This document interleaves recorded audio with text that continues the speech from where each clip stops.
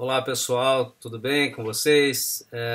Eu estou vindo aqui para a gente comentar as questões dadas na prova. Quero dizer que no geral o pessoal foi muito bem, foi até melhor do que eu esperava. Talvez o fato de terem respondido as questões em casa, com uma facilidade de consulta e até de troca de opiniões entre vocês, tenha ajudado bastante. Mas, de outro lado, eu percebi que as pessoas se esforçaram para responder por elas mesmas, principalmente as discursivas. Dá para perceber que o pessoal tentou colocar com as suas palavras, a maioria deles, pelo menos. Então, acho que foi satisfatória a avaliação, a finalidade da avaliação que a gente fez. Eu estou vindo aqui para a gente comentar as questões que foram dadas, uma a uma, numa espécie de revisão da prova, já que não dá para a gente estar tete a tete, né? Então eu passo por aqui e eventuais questionamentos, eventuais pedidos de revisão, de retificação da nota, vocês podem entrar em contato comigo pelas vias normais, até inclusive pelo número do WhatsApp que vocês têm, que é uma via rápida, fácil. Eu tenho procurado responder todo mundo na medida do possível e na hora que tenho tempo. Peço até desculpas, porque às vezes a resposta não vai de imediato, mas assim que eu posso, eu dou a resposta. Mas eu acredito que com a nossa exposição aqui já vai dar para vocês entender aquilo que vocês erraram e às vezes não erraram, mas responderam de forma incompleta. Não se esqueçam que as questões discursivas valiam de 0 a 2. Quero esclarecer que numa delas está incluído já o trabalho, por isso consta que ela valia 3, mas ela na verdade valia 2 pontos.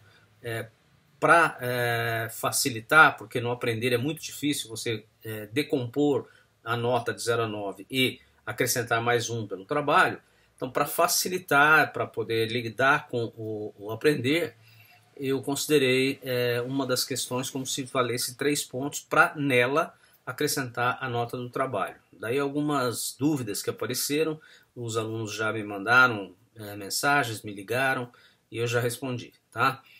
Mas fica entendido isso. Bom, então vamos ver as questões uma a uma. A primeira questão, ela é conceitual, ela pergunta o que é o princípio da legalidade ou obrigatoriedade na ação penal. Veja bem, vocês se lembram que quando falávamos dos princípios do processo penal, nós chegamos a abordar essa questão do princípio da legalidade ou obrigatoriedade e expomos que é um princípio que se aplica especialmente ao tema ação penal. E é o princípio que informa a ação penal pública, ou seja, aquela ação penal cuja titularidade é do próprio Estado através do órgão que a Constituição determina que seja o titular da ação penal, ou seja, o Ministério Público. Bom, em sendo assim, tendo a nossa Constituição adotado o sistema acusatório e encarregado o Ministério Público da titularidade do direito de ação penal pública, quando a ação penal for pública, seja ela incondicionada ou seja ela condicionada e satisfeita a condição de procedibilidade, que é a representação do ofendido ou do seu representante legal, recebidas as peças de informação, seja o inquérito policial, seja quaisquer documentos, uma sindicância, enfim, aqueles elementos que dão a notícia do fato supostamente criminoso,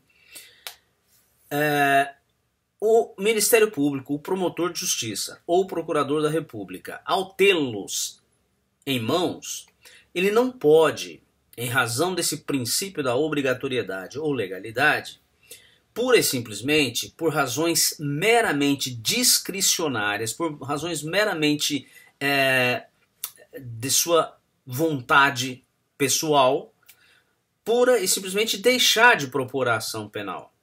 Por quê? Porque, como toda atividade da administração pública, essa atividade está sujeita ao que determina a lei. E a lei estabelece que, estando presentes os elementos suficientes para propor a ação penal, o Ministério Público não pode, pura e simplesmente, deixar de propô-la ao seu arbítrio. O promotor não tem a disponibilidade, a oportunidade ou conveniência de propor a ação penal por uma simples razão. Ele não age em nome próprio, ele é o titular da ação penal, mas ele exerce esse direito de ação penal em nome da sociedade, da qual ele é o representante. Então, não é um direito dele propriamente, é um direito que ele exerce, mas é um direito de terceiro. Que terceiro? A sociedade.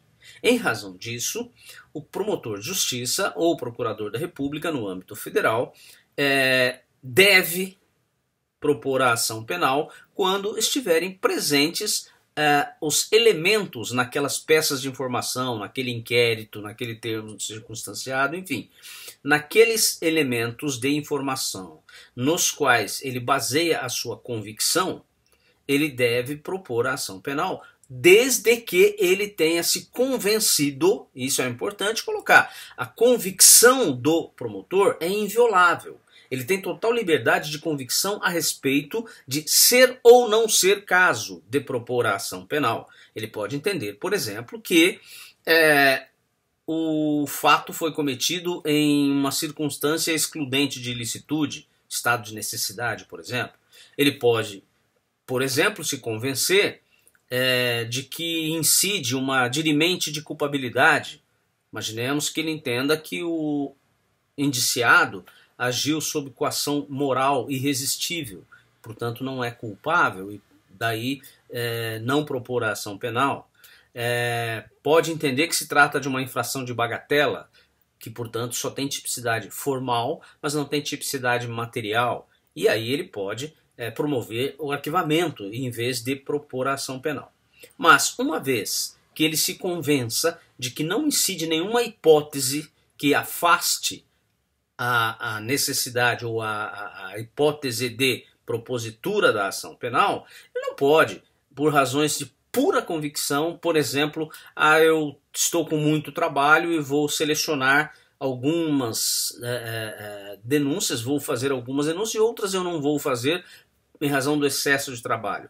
Ou eu vou deixar de propor a ação penal porque o indiciado prometeu que nunca mais vai fazer isso. Ele não tem essa possibilidade porque ele não é o titular de um direito que ele exerce em nome próprio, mas sim o titular de um direito que ele exerce em nome da coletividade. Esse é o fundamento do princípio da obrigatoriedade ou legalidade. Essa relação que o promotor tem com a sociedade, de representante da sociedade. Portanto, ele age em nome dela, e não em nome próprio. Por isso, ele não pode dispor à vontade do direito de ação. Como qualquer agente público, portanto, ele deve obedecer ao que dispõe a lei. Mas esse princípio da obrigatoriedade, ele encontra uma suavização, encontra atenuação na própria legislação processual. Como a gente comentou em aula, esse princípio da obrigatoriedade ou legalidade, ele era absolutamente inflexível, absolutamente intransponível, até o advento da Lei 9.099 de 95, que criou a chamada transação penal. De lá para cá, há uma tendência de atenuação desse princípio da obrigatoriedade, mas sempre nas hipóteses em que a própria lei autoriza o Ministério Público mesmo sendo hipótese de possível oferecimento da denúncia, de possível deflagração da ação penal, o Ministério Público deixar de propor a ação, mas porque a lei assim o permite. Tá? Então, a própria lei suaviza o princípio da obrigatoriedade. Portanto, ainda está agindo o promotor dentro da legalidade quando ele, por exemplo, com base no artigo 76 da Lei 9.099 de 95, ou com base no artigo 28 do Código de Processo Penal, 28A, com a atual redação, que instituiu o acordo de não persecução penal, ele deixa de propor a ação penal e propõe transação no juizado especial criminal, ou propõe o acordo de não persecução penal, naquelas hipóteses em que o crime tem pena mínima inferior a 4 anos, não é cometido com violência ou grave ameaça à pessoa e etc. Enfim, naquelas hipóteses que a gente já definiu, que vai comentar melhor quando formos estudar especificamente a ação penal. Então, a resposta era mais ou menos isso, né? Esse é o princípio da obrigatoriedade ou legalidade. Ele se estende, inclusive, à fase de investigação, impondo à autoridade policial que investigue de ofício, né? E não pode deixar de investigar a seu bel prazer, ao seu critério, e principalmente no campo da ação penal, do exercício da ação penal, em que o Ministério Público, como eu disse, não pode agir por seu livre arbítrio, mas sim vinculado ao que determina a lei. Por isso o princípio da legalidade, ou seja, a ação penal, quando é caso, é obrigatória. Muito bem. A segunda questão, ela está relacionada à aplicação intertemporal da lei processual. Ela tem o seguinte enunciado: uma lei processual penal que entra em vigor hoje pode ser aplicada a um processo que está em andamento e que se iniciou há mais de 3 meses, mesmo que introduza inovações que importem maior dificuldade ao exercício da defesa? Explique, né, e dê o fundamento legal da resposta, foi isso que foi pedido. Muito bem. A hipótese é a seguinte: o fato já aconteceu, o processo já foi instaurado, tá? Portanto, se o processo está em andamento, já houve oferecimento de denúncia, o processo já está em trâmite, e entra em vigor uma lei processual nova. E esta lei processual nova, ela introduz inovações que implicam maior dificuldade para o exercício da defesa. A indagação é: essa lei pode ser aplicada a esse processo em andamento? A resposta é: a princípio, sim. Regra geral, sim. Por quê? Porque o artigo 2º do Código de Processo Penal, ele estabelece a adoção no nosso sistema do princípio da imediatidade da lei processual. Ou seja, a lei processual nova aplica-se a partir do momento da sua vigência, sem prejudicar a validade dos atos praticados sob vigência da lei anterior. Ou seja, é a aplicação mais pura do princípio tempus regit actum, ou seja, a lei do tempo é que rege o ato que vai ser praticado. Para a prática do ato processual, deve-se atentar a qual a lei que está vigendo no momento da prática do ato processual. Por quê? Lembrem-se, diferente da lei penal substantiva, que se aplica ao fato, que incide sobre um fato criminoso ocorrido num determinado momento, as leis processuais incidem sobre os atos processuais. E o processo, como a gente viu, é uma marcha. O processo não é estático, ele é dinâmico. Ele vai se desenrolando durante o tempo. Daí que pode acontecer, como nesse exemplo, né, como da pergunta, que, estando o processo em andamento, advém uma lei nova. E como se aplica o princípio da imediatidade, a lei nova vai se aplicar a partir daí a todos os atos que devam ser praticados neste processo. Isso não se confunde com retroatividade. Por quê? Porque a lei nova não vai se aplicar sobre os atos anteriores, que são considerados válidos e perfeitos. Ela se aplica aos atos processuais que vão ser realizados daí por diante. Daí você pergunta, mas professor, essa lei vai se aplicar àquele processo que já estava em andamento, ela não está retroagindo? Não está retroagindo, porque, repito, essa lei nova não regula o fato ocorrido, ela regula os atos processuais. Aqueles atos processuais que já foram praticados de acordo com a lei anterior, revogada por esta nova, e permanecem íntegros, intactos, válidos. Portanto, essa lei nova não retroage. Ela se aplica daqui para frente, do momento da sua vigência para frente. Esse é o princípio da imediatidade. E, em razão disso, é irrelevante que ela seja mais rigorosa ou menos rigorosa, que ela traga mais dificuldade para a defesa, para a acusação, pouco importa. É a lei processual que vai se aplicar agora. Esta é a regra geral, eu disse no começo.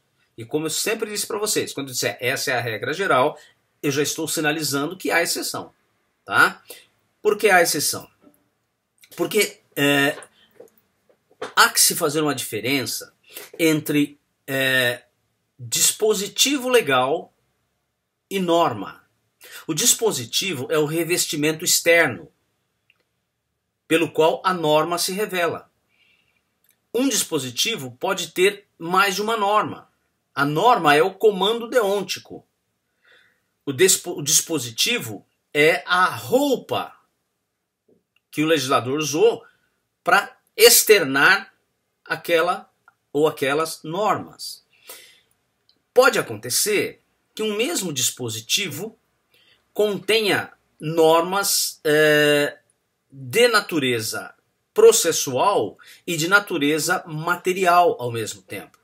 Por isso que parte da doutrina fala em normas híbridas ou normas mistas, que eu questiono um pouco a validade dessa conceituação, porque na verdade o dispositivo é que é híbrido. As normas são diferentes, uma tem uma natureza material, outra tem natureza processual. Mas usando essa tradicional nomenclatura, normas híbridas, nós temos que algumas normas, né, processuais, entre aspas, processuais sob aspecto formal, elas contêm regras, contêm comandos que são, na verdade, de natureza substancial. E aí, se essa norma, embora contida na lei processual, embora seja um dispositivo de lei processual, ela estabelece alguma restrição que lhe dê cunho de norma material, por exemplo, uma norma que altere o prazo da prisão em flagrante. Imaginemos que o sujeito praticou o crime hoje de manhã, não houve perseguição, não foi encontrado logo após, já passaram-se aí 40 horas do crime. E coincidentemente entrou em vigor hoje uma lei estabelecendo expressamente que estará em situação de flagrante delito aquele que for encontrado até 72 horas após a prática da infração penal. O legislador processual pode estabelecer isso. Muito bem. Esse sujeito não poderá ser preso em flagrante agora, embora faça só 65 horas que ele cometeu a infração penal. Por quê? Porque é uma lei processual nova, mas que implica restrição à liberdade individual. E esse período de prisão processual, como a gente sabe, pelo princípio da detração do direito penal, ele será computado, inclusive, como pena cumprida na hipótese de condenação. Então, ela tem um nítido cunho material e, nesse caso, ela não poderá ser aplicada. Ela deve respeitar, excepcionalmente, em razão dessa substância material que ela tem, respeitar aquela regra do direito penal que estabelece a irretroatividade da lei penal mais severa. Ok? Então a resposta era essa, né? A regra é a possibilidade da aplicação, mas com essa exceção. Quando a lei nova, embora lei processual, tenha um conteúdo de direito material e, principalmente, quando ela restrinja garantias fundamentais, direito à liberdade, direito à inviolabilidade domiciliar, etc., ela ela não deve, desculpa, ser aplicada imediatamente, ela deve respeitar aquela regra da lei penal, porque ela tem um certo matiz de lei penal substantiva. O fundamento é o artigo 2º do Código de Processo Penal, como a gente já mencionou. Tá? Bom, a terceira questão é uma questão de múltipla escolha, um teste. E eu peço que assinale a alternativa correta.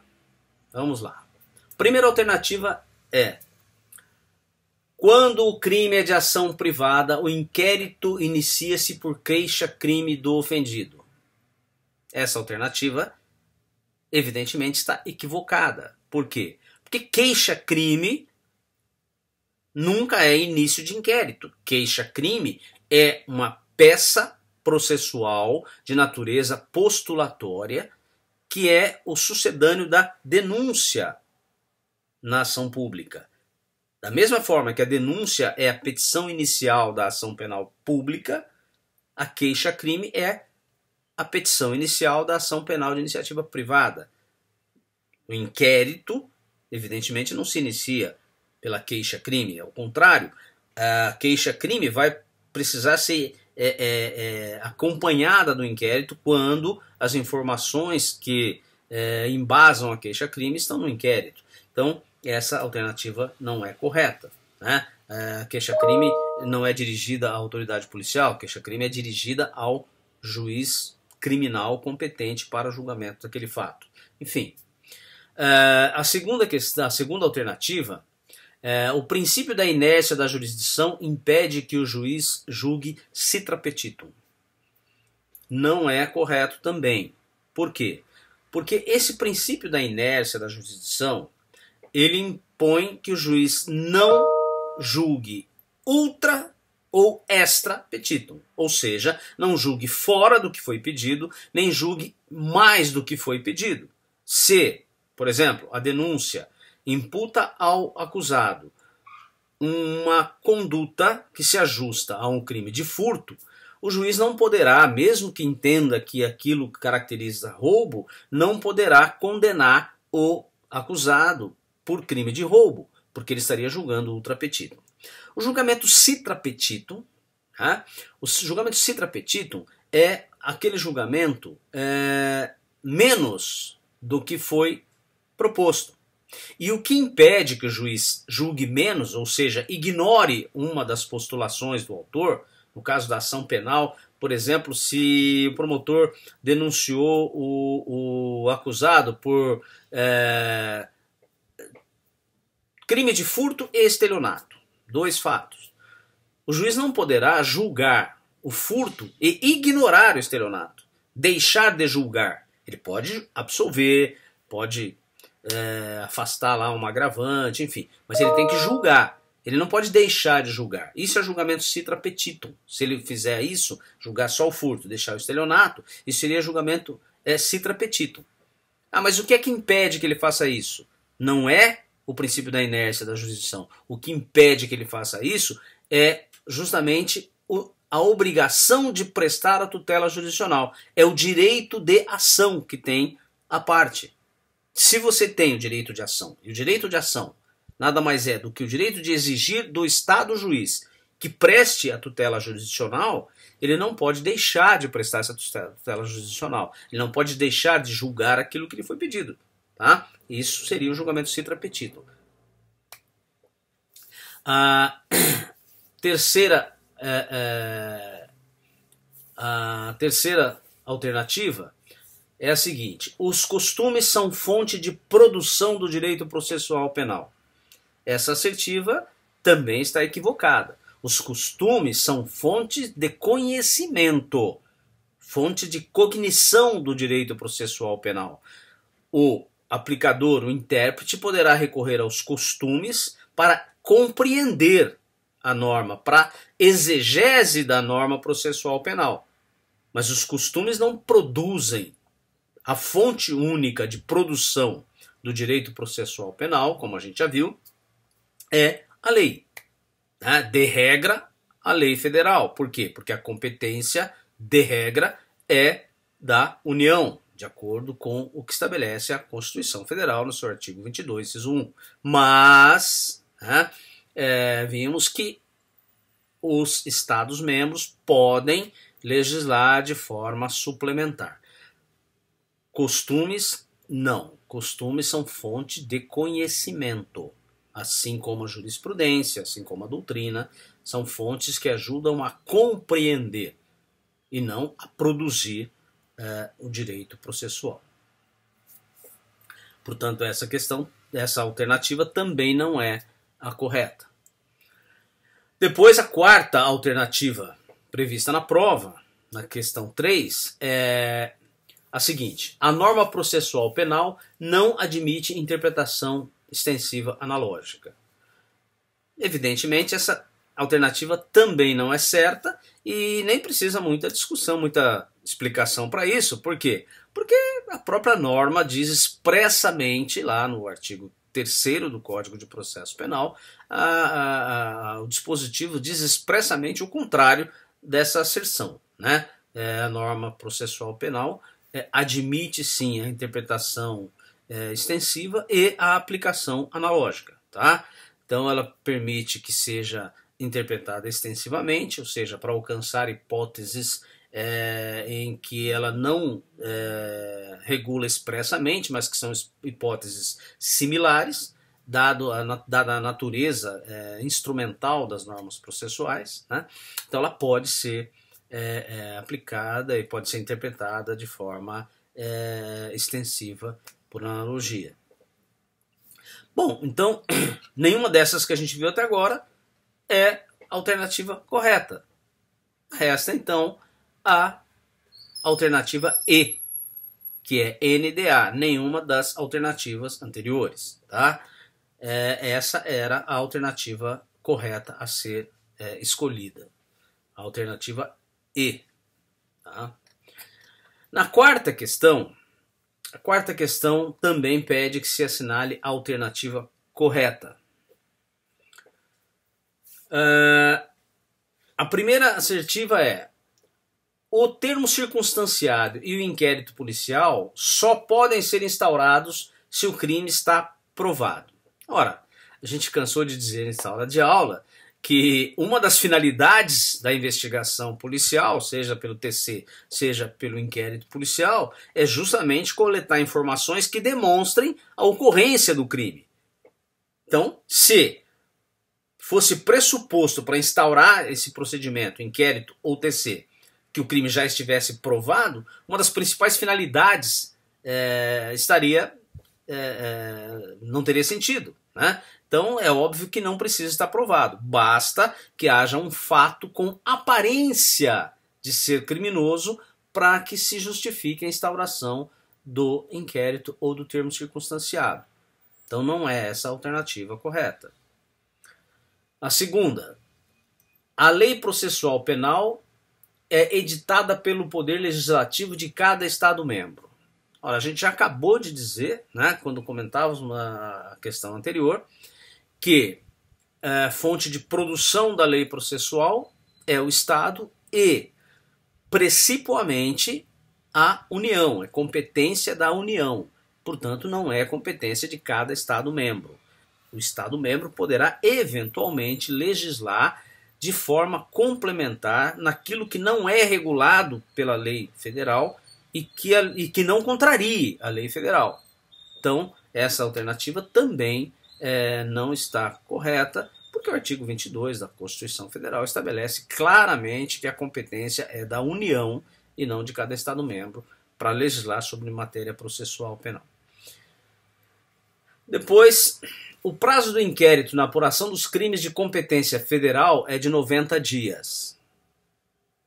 A gente já viu também que não é, né? Basta verificar lá na legislação que o prazo é o mesmo do Código de Processo Penal, quando previsto no Código de Processo Penal, no artigo 10, quando o indivíduo estiver solto. A única diferença é que, quando ele estiver preso, o prazo é de 15 dias e pode ser prorrogado por mais 15, mesmo estando indiciado preso. Portanto, essa alternativa não é a correta.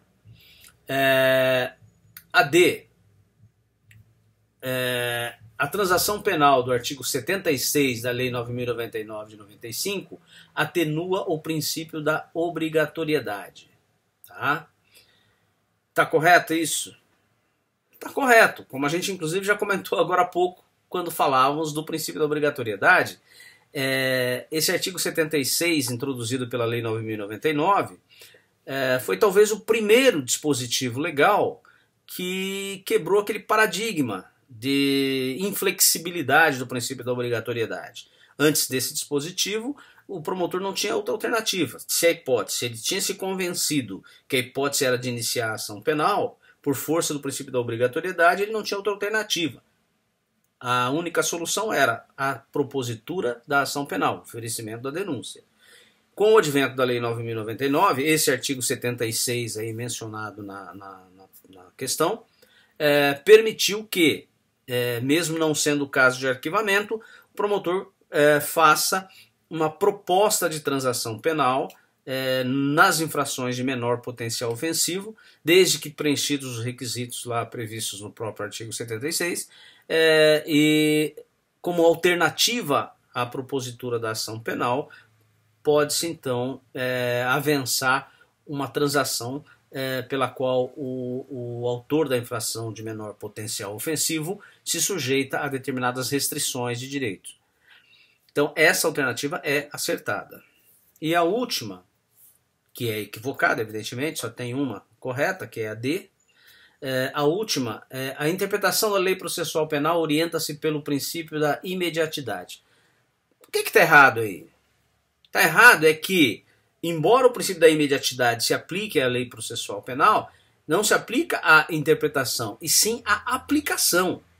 O princípio da imediatidade está relacionado à aplicação intertemporal da lei processual penal. Não é método de interpretação da lei. Ok? Então por isso é que não está correta. Então a alternativa correta é a alternativa D.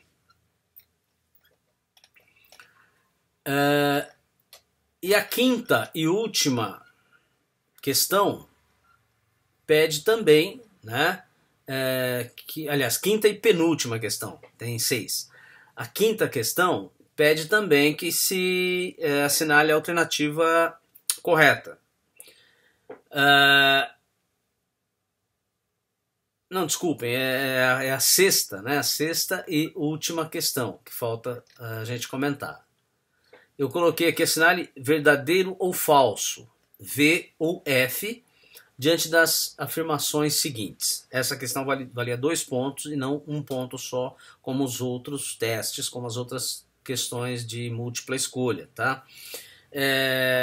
No aprender, ficou para assinalar a correta ou as corretas, e aqui na folha de prova enviada por e-mail, que era a original, que tinha que responder, era para assinalar V ou F. O resultado é o mesmo, a resposta é da mesma forma. Então, a primeira asserção. O juiz pode determinar de ofício o arquivamento do inquérito e o início da ação. Não é verdadeiro, isso é falso, não deve ser assinalado como verdadeiro. Por quê? Porque o juiz não tem esse poder, ele não pode determinar de ofício o arquivamento.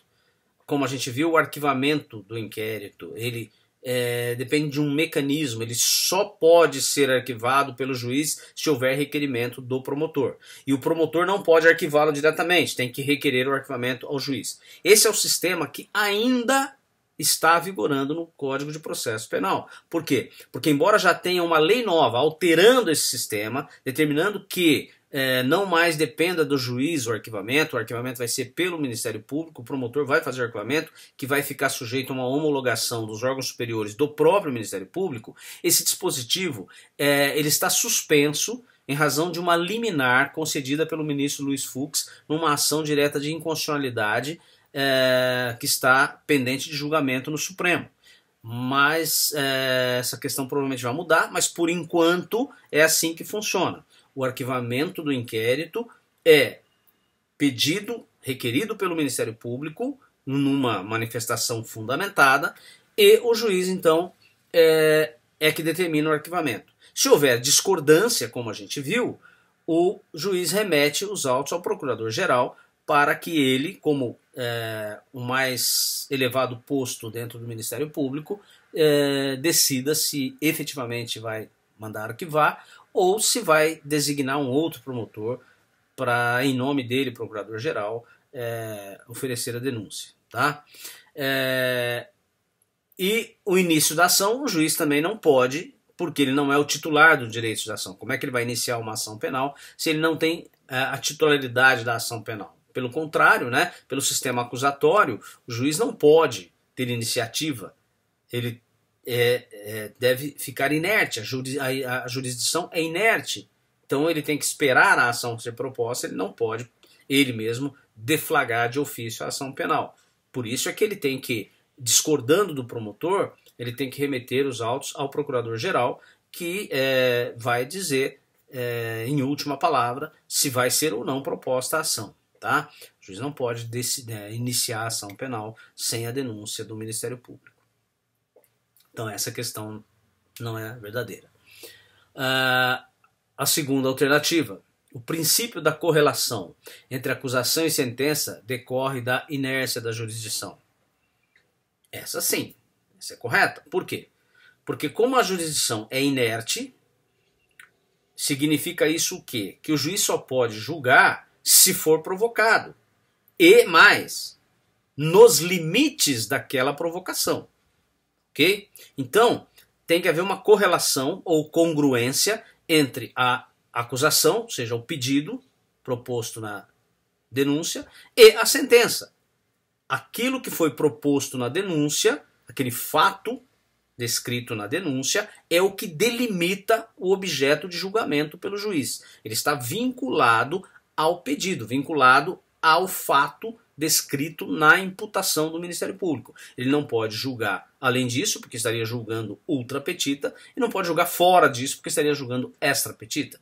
Então, essa correlação necessária ou congruência entre acusação e sentença decorre, sim, tem estreita relação com o sistema acusatório e com a inércia da jurisdição, o princípio da inércia da jurisdição. Tá? Então essa é verdadeira. Depois, a terceira alternativa, né? Requerimento e requisição são termos sinônimos no artigo 5º do Código de Processo Penal. Não são sinônimos. Como a gente disse, requerer é solicitar, é pedir. É solicitar algo que fica ao critério, né, a uma valoração fundamentada, evidente, daquele a quem é dirigido o requerimento. Deferir ou não. O requerimento está sujeito a uma avaliação sobre ser ou não deferido pelo destinatário. Né? Já a requisição tem natureza de ordem. Requisitar é exigir aquilo que deve ser feito. Okay? Então, o artigo 5º do Código de Processo Penal fala em requerimento, né, por exemplo, do ofendido, e fala em requisição do Ministério Público ou do juiz. Isso significa que o ofendido requerendo a instauração do inquérito, a autoridade policial pode fazer um juízo de valor e não instaurar o inquérito, indeferir esse requerimento, porque, por exemplo, entende que o fato não é um fato típico penal, portanto não pode ser investigado através de uma investigação policial. Já a requisição é ordem, e a autoridade policial, então, não poderá deixar de cumprir aquela requisição feita pelo promotor ou feita pelo juiz. Ele estará obrigado a instaurar o inquérito, ele já não tem mais aquela possibilidade de fazer juízo de valor, se é caso ou não é caso. A não ser, evidentemente, naqueles casos de manifesta ilegalidade. Porque ninguém está obrigado a cumprir uma ordem manifestamente ilegal. Tá? Fora disso, ele está obrigado a, se mesmo que a opinião dele seja diferente, mesmo que ele entenda de forma diferente, se houve requisição do Ministério Público, ele vai ter que cumprir. Se houve requisição do juiz, ele vai ter que cumprir. Vai ter que instaurar o inquérito. Tá ok? Essa é a diferença entre requisição e requerimento. Portanto, não são sinônimos e não é verdadeira essa assertiva. E a última delas, é nulo o termo circunstanciado instaurado sobre infração que não é de menor potencial ofensivo. Nós vimos que a Lei 9.099 de 95 introduziu essa figura procedimental aí, esse termo circunstanciado, que é destinado à apuração de infrações de menor potencial ofensivo. É uma espécie de inquérito policial, de investigação policial, mais singela, mais informal, sem todas aquelas necessidades que há no inquérito de instauração por portaria, de relatório do delegado ao final, enfim. É algo mais célere, mais simples. Mas vimos também que da forma de apuração dos fatos pela polícia, seja por inquérito, seja por TC, não decorre nenhuma nulidade. A inobservância da forma não implica nenhuma nulidade do processo. Por quê? Porque essa atividade é uma atividade pré-processual, extraprocessual, anterior à instauração da ação, anterior à existência de um processo. E, portanto, pouco importa se foi apurado o fato por inquérito, se foi apurado por TC, desde que ele contenha elementos suficientes para a formação da convicção do Ministério Público, do titular da ação penal, ele servirá para essa finalidade. Não há nenhuma nulidade daí decorrente. Então, se o fato é uma infração de menor potencial ofensivo, mas por um acaso foi apurada em inquérito policial, não há nenhuma nulidade nisso, e vice-versa, ok? Então, essa assertiva também não é a correta. Essa última questão, a única correta, a única verdadeira, é a segunda alternativa. O princípio da correlação entre acusação e sentença decorre da inércia da jurisdição. Ok? Espero que tenha assim clareado aí as questões. Acho que a maioria já tinha compreendido, porque a maioria acertou, foram muito bem, principalmente nessas questões de múltipla escolha, a grande maioria foi bem. Mas se ficou ainda alguma dúvida, se ficou algo a esclarecer ou alguma questão relacionada especificamente à prova de alguém, como eu disse no início, entre em contato comigo, né? Mas vejam bem, analise se a sua questão está realmente completa e perfeita, né? Para depois questionar, para depois pedir revisão, ok? Mas pode haver também erro de soma na nota, enfim. Se houver qualquer problema na nota, problema nas questões, na sua prova, entre em contato por aquele número do WhatsApp ou mande e-mail, enfim. Tá? Eu estarei à disposição para responder, para tentar resolver os problemas de vocês. Um abraço e até a próxima. Essa semana provavelmente eu vou postar outros vídeos contendo matéria das aulas, né, nosso programa. Um abraço e não esqueçam de lavar as mãos e usar máscaras. Um abraço.